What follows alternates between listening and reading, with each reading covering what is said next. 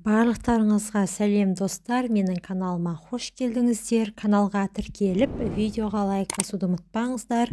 Күнделікті магний ішуді әдетке айналдырсаңыз, ағзаңызда қандай өзгерістер болатынын білсеңіз ғой. Онда сіз үзбес едіңіз. Бұл бір ғана магнийдің сіздің ағзаңыздағы рөлі. Ал бұдан бөлек басқа да маңызды дәрумен, минералдардың маңыздылығын ойлай беріңіз. Сол үшін дәруменге бай тағамдармен қоректеніп, күнделікті уақытылы қабылдап отырсаңыз, сізден сау, сізден сұлу адам жоқ. Ал сіз магнийді қабылдайсыз ба? Егер сіз магнийді күнде қабылдасаңыз, ең алдымен ұйқыңыз дұрысталады. Үнемі ұйқыңыз қанық, бойыңыз сергек жүреді. Көзіңіздің тартуы тоқтайды. Аяқтың, сіңірдің құрысуы тыйылады. Аяғым тартылады-ау деп төсектен тұруға қорқып жатпайсыз. Үлкен дәретке бару жеңілдейді, запор болмайды. Иммундық жүйеңіз мықты бола түседі. Сүйектің беріктігі артады. Бастың ауруы азаяды. Ал бауыр магнийдің арқасында сіздің ағзаңыз үшін күніне 300-ден аса түрлі фермент бөледі.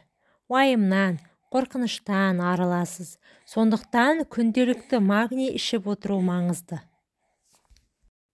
Магний топырақта және теңіз суларында сақталған. Бұл минерал функцияларын орындай алуы үшін денеге әрдайым берілуі керек. Сондай-ақ көп терлеген және ішті айдайтын дәріні ішкен адамдарда денеден көп мөлшерде магний кетеді. Ал стресс, жүктілік және бала емізу сияқты жағдайларда дененің магнийге деген қажеттілігі одан да арта түседі.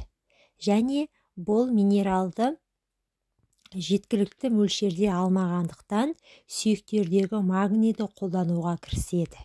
Асқазан ішек жолдарында, несеп жолдарында, аяқтағы сіңірдің тартылуы, жүрек соғысының бұзылуы, аяқ-қолдың ұюы, бас ауруы, жоғары дауысқа қарсы сезімтал болу магнийдің аздығының белгісі.